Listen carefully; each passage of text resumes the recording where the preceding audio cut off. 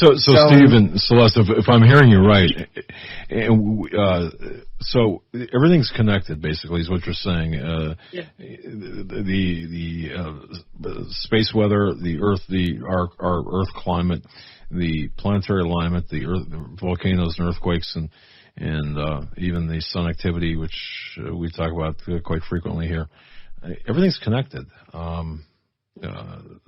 That's right, Steve? I mean, it's all kind of interconnected. Okay. All right.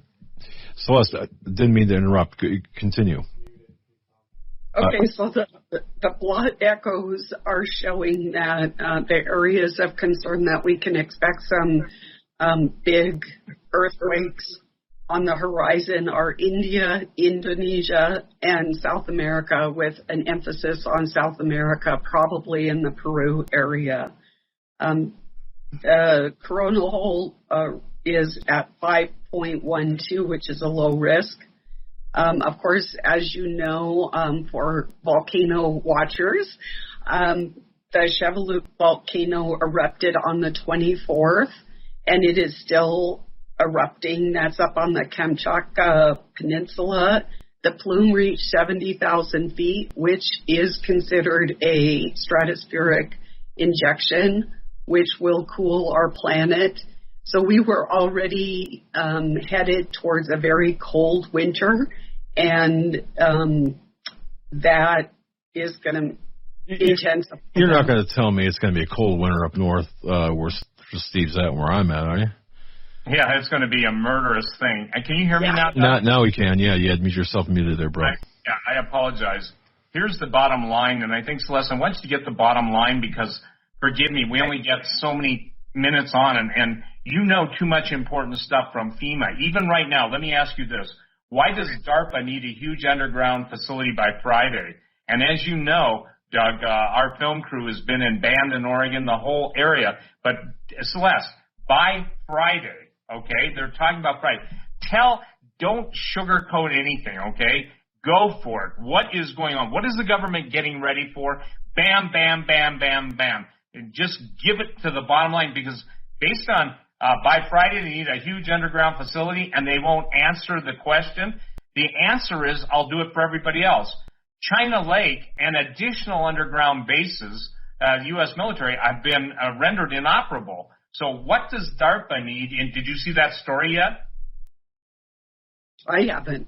Okay. So please forget, and please, I want people to benefit from your knowledge of being an insider. Tell them in a bottom line where everything's going, please, as far as what the government's up to and their acceleration for it, okay? Because you were a worst case scenario planner with some of these people. So go ahead, please. Okay, so basically what's happening is we have a convergence of celestial, firmament, terrestrial events that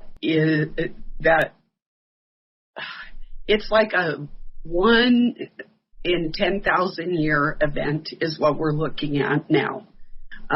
It doesn't have to be that bad, but that's what it's looking at. Some people are saying once in a 400-year event, but many are beginning to gravitate to the 1 in every 10,000 years. That basically puts us about when Adam and Eve were expelled from the garden and because of sin. Just think about the ramifications of what that did to creation. And it threw the world into this ice age. And we are circling back to that time right now. That's why everybody's in a hurry. They were thinking that cold weather was going to... I'm getting some feedback. Cold weather was not going to hit us till about 2026 to 2030, but it's way ahead. We are starting to see these effects now. That's why DARPA's in a hurry. These are extinction level events when the Earth goes cold, and the only way that people survived in the past was they went underground. And so that's why you're seeing the big, intense push to go underground.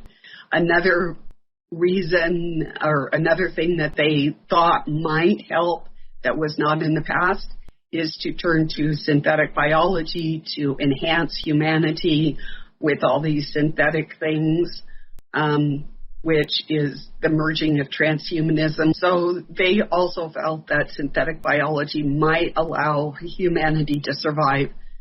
Every culture, every religion believes that this is the last cycle. And then, they vary what happens after this cycle is over. But that's why there's the hurry. Interesting. So, Steve, I mean, this corresponds with what you've been finding. This corresponds with what you've been saying. Celeste has been a mover and shaker within FEMA, coming out now and saying, okay, this is why. And essentially, you've got all these convergences taking place, right? And and Doug, I want to make a correction, because this isn't a 3-day event. And I don't mean to take umbrage with the issue, but we're talking about a life-changing series of events. And Celeste's specialty is in gardening and all that stuff, even hydroponics. But even the things that are happening now, there's death coming to the gardens. Obviously, our farmers are financially dying. I pray they don't literally die. But Celeste, will you talk to about just how the food, take the food issue on, because you grow your own stuff, you know all this stuff. Take the food on, because I can't get through to people. And Doug, it's not an extra can of beans or peas. They've got to prepare for the long run. They have to have seeds. They have to know how to grow stuff. They have to know how to get supplements. So Celeste, take that. I think this is more important, because as I talk to you today and we're listening, this is our first time on the radio. First of all, give out your website so people can go and see all the voluminous articles. Go ahead and do that right now. Okay, it's shepherdsheart.life. And that's my website. Shepherdsheart.life. Yes. Okay. Yes. So basically what's happening with plants and animals, I did 5 bullet points that I think everybody should take home. The plants right now are less productive, even from last year. Some of my favorite heirloom varieties, I got 1 tomato. Usually those plants have like 200 5-ounce to 2-pound tomatoes. And on many of them, I got 1 tomato, to the degree I ripped out my greenhouses. That's what I'm in the process of right now. They have less color, which that translates to less phytonutrients for your health. We need those phytonutrients and those different colors in our body because they give us different vitamins and minerals. So we're not going to be getting that. The plants are hugging the ground because it's so cold in many areas. So what that means is my 1 tomato versus 200 tomatoes. So needless to say, I'm not doing a ton of canning this year. And due to the collapsing magnetosphere and the environmental changes, what I'm noticing is that the plants are really confused. And so are the animals. They don't know. Like, I was harvesting my pie cherries, and the pie cherry tree was blooming at the same time. This was a week ago. A cherry tree isn't supposed to do that. And like 3 years ago, my asparagus came up in September. And, of course, then the next year it didn't produce, and I did not have an asparagus crop this year. So this is what we're facing. And then the plants are having an inability to uptake the minerals and vitamins and nutrients that they need. I throw a ton of soil amendments. I spend thousands of dollars on soil amendments to make sure that my crop is nutrient dense, but it's not translating into the fruit and the vegetables. So those are 5 takeaways that you need to know. On top of that, I just did a special report several weeks ago. The UN did release 2 documents totaling 1,000 pages, and basically they knew that the crop this year would be very low. So it would be at a 20% level. And I'm going to read this so I get it right. And so the crops that you're getting at the grocery store right now, whether they're fresh or canned, are, except for the fresh, they're from last year's crop. This year, there's only 20% of last year's crop, which that was reduced from past years. So then what the UN is doing is breaking that 20% that's going to be available to you starting this fall, maybe even as soon as next month, into 1,000. They're going to break it down to 1,000 or a kilocalorie, and you are going to be buying your food by the calorie. And that really brings home some biblical verses where it talks a whole day's wages for just like a handful of barley. So you're going to be seeing those exponential price raises, I would say, starting next month.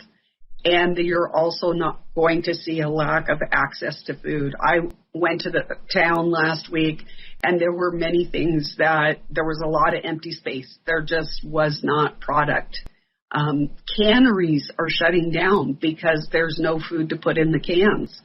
So everybody needs to start investing in buy an herb. Buy something that you can eat. If you like sprouts, if you like veggies, start learning to grow them indoors. There is a learning curve. I am going to be making available some tutorials on that because it does take a little bit of balance. You have to balance the light and the humidity, have a good growing system, that type of thing. But you can do it. You can do it in an apartment. You can do it in a mobile home. You can do it in a log cabin. You can do it if it's minus 100 degrees out.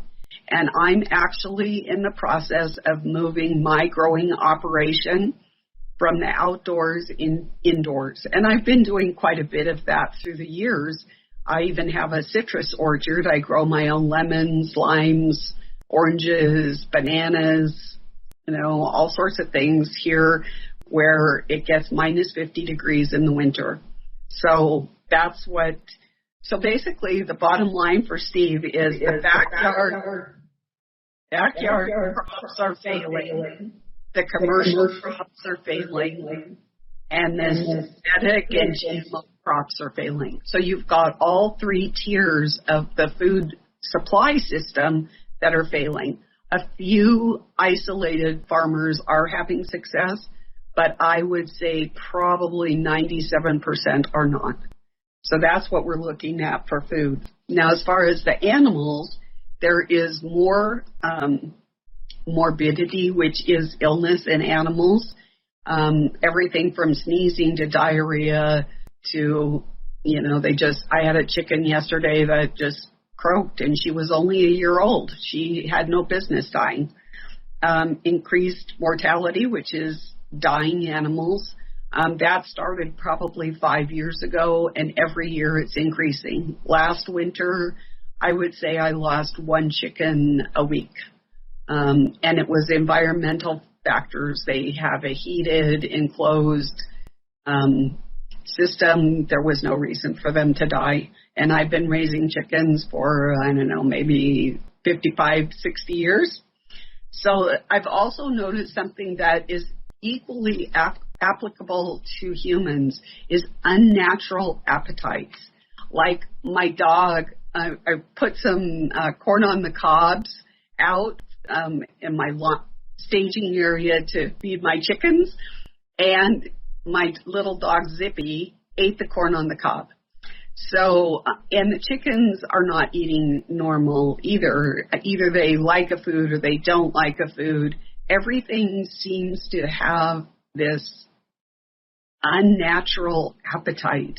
And even in humans, we have been engineered into wanting to consume human flesh. And in the circles that I am running and the information that I've been getting, and actually it started way back, I would say, around 2000, people would come to my website and say, or the search engine information would say, is it legal to eat human flesh? And that's only increasing because like rice, the sodas, tomatoes, many products at the grocery store that you are consuming say natural flavors, and oftentimes that's human cells.